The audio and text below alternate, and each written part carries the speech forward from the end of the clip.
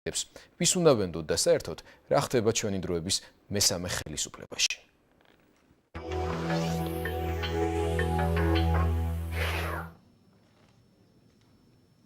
აგერ აი დათო სულაქველიძეს ისა. საბრალო სულაქველიძემ გამომიგზავნა ერთი კვირის წერილი ჩემივე რეზოლუციით 5 წლის წინანდელით. სადაც თხოვდი ქალაქის მერიას რომ იქნებ მიცეთ ერთოთახიანი ბინა და როგორც მაშინ არ ქონია ისე არაფერი დღესაც არ გააჩნია. მარტო ამითი არის ზოება ადამიანი, მაგრამ ის რომ ეს კაცი იყო საოლქო სასამართლოს თავმჯდომარე. როგორც გამოვიყვანეთ სარდაფიდან რომელიც იხდიდა 30 ლარს თვეში, ბევრად შორს არ წასულა იქიდან სამწუხაროდ, მას შემდეგ რაც 6 წელი იმუშავა სისტემაში. იმ სარდაფიდან, რომელიც პრეზიდენტისთვის მოსამართლის პატიოსნების სიმბოლოა, დავით სულაქველიძემ ახალ სარდაფში გადაინაცვლა. რასაც პრეზიდენტმა სარდაფი უწოდა, იმისგან როგორ გრითი განსხვავდება. ცოტა უფრო დიდი ფართი არის ამჟამად, მაშინ ძალიან 12 კვადრატმეტრში ცხოვრობდი და ახლა ცოტა უფრო მეტია და მეტი იმდენად ავიღეს ქირით ესეთი უფრო მეტი ფართი რომ მე და ჩემი ძმისშვილებთან ცხოვრობდით ორნი. მოსამართლის სარდაფის ფართის ზრდასთან ერთად მისმა ფასმაც მოიმატა. ახლა $120 იხდის. უზენაესი სასამართლოს გვერდით მდებარე ბინაში მას თითქმის არაფერი ეკუთვნის. აქ რასაც ხედავთ ეს ავეჯი ყველაფერი ბინის მეპატრონის არის. ჩემი ხოდა ბინაში არის საწოლი ლოგინი. რომელია თქვენი საწოლი ლოგინი? აი ეს არის ჩემი საწოლი ლოგინი და ტახაცმელი, სხვა დანარჩენი და წიგნები. ჩემი საკუთრება არის წიგნები. საკმაოდ, მაგრამ ყველა აქ არა მოქვს, ვერ დავტევდი, ყველა ზოგი სხვაგან მოქვს შენახული ჩემ ძმასთან. ჩემი საკუთრება არის წიგნები, ლოგინი, ტასაცმელი ამ ბინაში. ადრე აქ ძმისშვილთან ერთად ცხოვრობდა, მომავალში უფრო იაფასიან ბინაში გადასვლას აპირებს. საოლქო სასამართლოს ყოფილი თავმჯდომარე ახლა უზენაეს სასამართლოში მუშაობს. პრეზიდენტის სამაგალითო მოსამართლე დღეს შერისხულთა სიაშია.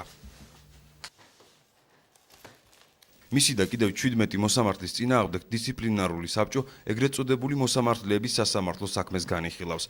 იუსტიციის საბჭოში აცხადებენ, რომ ეს ჩვეულებრივი მუშა პროცესია, რომლის მიზანია კონკრეტული მოსამართლეები კონკრეტულ შეცდომებში ამხილოს.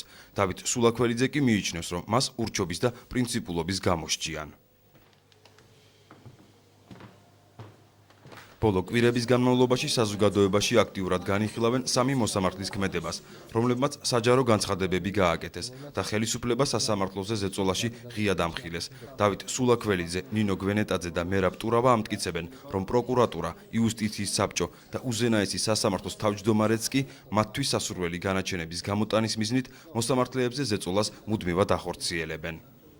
ჩემთან მოდიან ადამიანები, მოსამართლეები, ჩემი კოლეგები, რომლებიც აშკარად ითხოვენ ჩვენგან პასუხებს, თანაგრძნობას, თანადგომას იმ საკითხებთან დაკავშირებით, როდესაც იუსტიციის უმაღლესი საბჭოს მაღალ ჩინოსნები იბარებენ მათ კაბინეტებში, სატელეფონო საუბრების მეშვეობით, თან სთხოვენ, რომ კონკრეტული საქმეები ჩამოიტანონ, ასე ვთქვათ, იუსტიციის უმაღლეს საბჭოში და მიიღონ მათგან კონკრეტული მითითებები.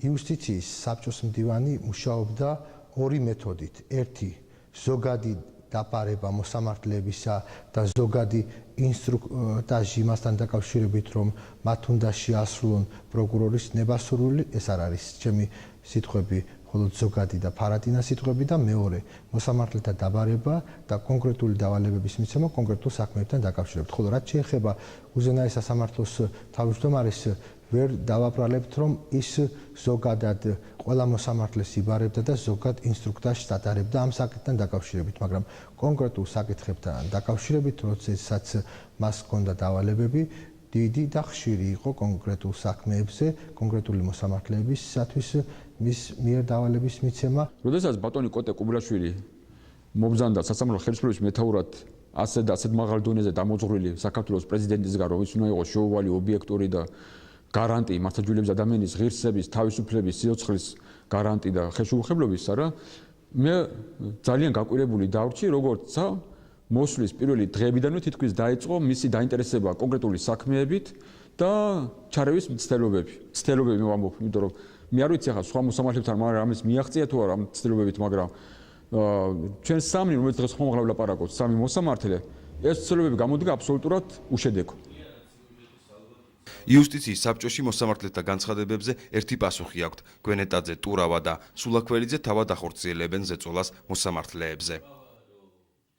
მე ვფიქრობ, რომ ეს ადამიანები ყველანაირად ცდილობენ როგორღაც, ასე ვთქვათ, ზეგავლენა მოახდინონ სადისციპლინო საბჭოზე და მათ, ასე ვთქვათ, არანაირი არ აქვთ მონაცემები ხელშესახები, რომ პირდაპირ დაასახელონ კონკრეტული ფაქტები, თუ კი მათზე როდესღაც ეწოლა განხორციელებულა. სადისციპლინო საბჭო ის ორგანოა, რომელსაც მოსამართლეთა კონფერენციაზე ირჩევენ, რომ მან მოსამართლეთა წინააღმდეგ შემოსული საჭიროები განიხილოს და ბრალეულობის დამტკიცების შემთხვევაში მოსამართლეს დისციპლინური სასჯელი დააკისროს. მოსამართლეები, რომლებაც სიჩუმე დაარღვიეს, აცხადებენ, რომ სასამართლო რეფორმის პირმშოს, რომელიც კეთილის ძრახვებით არის შექმნილი, ბოლო პერიოდში ძირითადად სხვა მიზნით იყენებენ. ტურავას, გვენეტაძისა და სულაქველიძის მიერ გამხელილი სქემა ასეთია. როდესაც მოსამართლე ხელისუფლებისათვის საინტერესო საქმეს განიხილავს, მას იუსტიციის საბჭოში იბარებენ და აცნობებენ, რომ მის წინააღმდეგ დისციპლინური მოკვლევა დაიწყო წარსულში განხილულ საქმეზე მიღებული გადაწყვეტილების ისტორიის შესამოწმებლად. ამის შემდეგ მოსამართლე არჩევანის წინაშე დგება. თუ ის მიმდინარე საქმეზე ხელისუფლებისათვის სასურველ განაჩენს გამოიტანს, მის მიმართ აღძრული საქმე შეწყდება, თუ არა და მას დისციპლინური სასჯელი ელის. ამ სქემის არსებობას კატეგორიულად უარყოფს უზენაესი სასამართლოს თავმჯდომარე და მას აბსურდულს უწოდებს. კოტე კუბლაშვილი მოსამართლეთა სხვა ბრალდებებსაც პასუხობს და აცხადებს, რომ მისი მხრიდან კონკრეტულ საქმეში ჩარევა უზენაესი სასამართლოს თავმჯდომარის პოსტზე მუშაობის პერიოდში არც ერთხელ არ ყოფილა. შეიძლება საერთოდ ჯამში იმ კრიტიკას, რაც არსებობს სასამართლოს მიერ, დიდ ნაწილში შეიძლება ეთანხმებოდეს, მაგრამ აი იმ კონკრეტულ შემთხვევაში, რომ მოსამართლე რაღაც საქმეს რომ იხილავს და ვიღაცას აინტერესებს ეს საქმე, რომ ასე გადაწყდეს და ამის გამო ირთვება სადისციპლინო მექანიზმი, ეს არის სრული აბსურდი. ეს არის საინდანღაც მოთრეული იმ ადამიანების მიმართ, რომელიც მხოლოდ აინტერესებთ, რომ რაღაც თქვან და არა და ეს ყველაფერი უსაფუძვლო იყოს, მათ ეს არ ადარდებთ.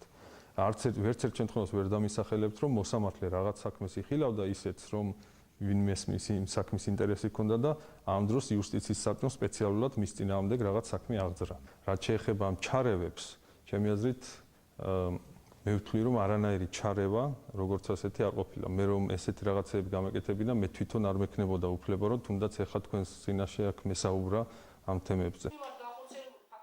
არც უზენაესი სასამართლოს თავმჯდომარე, არც იუსტიციის საბჭოს მდივანი და არც სისტემის წინააღმდეგ მებრძოლი მოსამართლეები კონკრეტულად არ ასახელებენ იმ საქმის დეტალებს, რომელიც დისციპლინური მოკვლევის მიზეზი და დაპირისპირების საბაბი გახდა.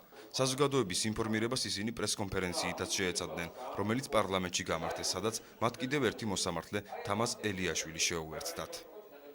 ეს რაც ხდება დღეს ამ ბოლო თვეების მანძილზე, ასეთი რამ არასოდეს ყოფილა. ფაქტობრივად სასამართლო ხელისუფლება და მოსამართლეების დამოუკიდებლობა უკვე ეჭვის ქვეშ დგება. ხდება ფიქცია. ირღვევა საყოველთაოდ აღიარებული სამართლებრივი პრინციპები და საქართველოს კონსტიტუცია, რომლებიც სასახად აღიარებენ სასამართლო ხელისუფლების და მოსამართლეთა დამოუკიდებლობას. გვენეტაძე, ტურავა, სულაქველიძე და ილიაშვილი სხვა მოსამართლეებთან ერთად საკუთარი სიმართლის დამტკიცებას ორშაბათს შეეცდებიან, თუმცა მათ ეჭვი აქვთ, რომ გადაწყვეტილება უკვე მიღებულია. იუსტიციის საბჭოში კი მეამბოხე მოსამართლეების რიცხვის ზრდას არ ვარაუდობენ. რაც შეეხება სხვა მოსამართლეების შეერთებას, ასე ვთქვათ, ეგრეთ წოდებულ მეამბოხე მოსამართლეთან, ჩვენ ვფიქრობთ, რომ ამის თეორიული შანსიც არ არსებობს, ვინაიდან ჩვენ წინასწარი მონაცემებით ვიცით, რომ ეს ადამიანები, ასე ვთქვათ, ობიექტურად აღიქვავენ იმას, რასაც ქვია ჩვეულებრივი მოვლენა მოსამართლის ცხოვრებაში, ანუ დისციპლინური სამართლის წარმოება. დღეს მთელი სასამართლო კორპუსი, ყველა მოსამართლე ჩვენ შემოგცქერეს და ჩვენ გვიყურებენ, რა მოხდება. თუ მოახერხებენ ჩვენს მიმართ ანგარიშწორებას, ასე იოლად და ეს არ იქნება პრობლემა მათთვის, არა?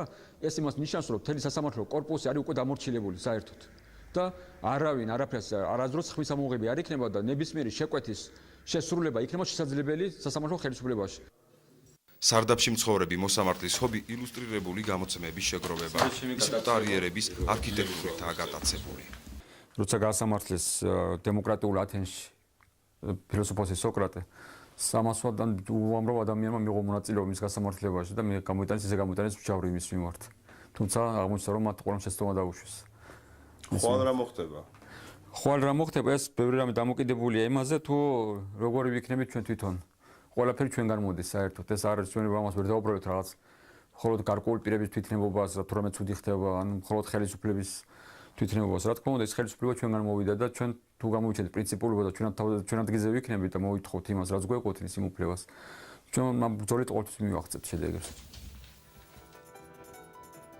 თუ რა ბედი ეწევათ მოსამართლეებს, ამას ხვალ იუსტიციის საბჭოსთან არსებული დისციპლინარული საბჭოს ხდომის შემდეგ შევიტყობთ. მანამდე კი დროებაში რეკლამის შემდეგ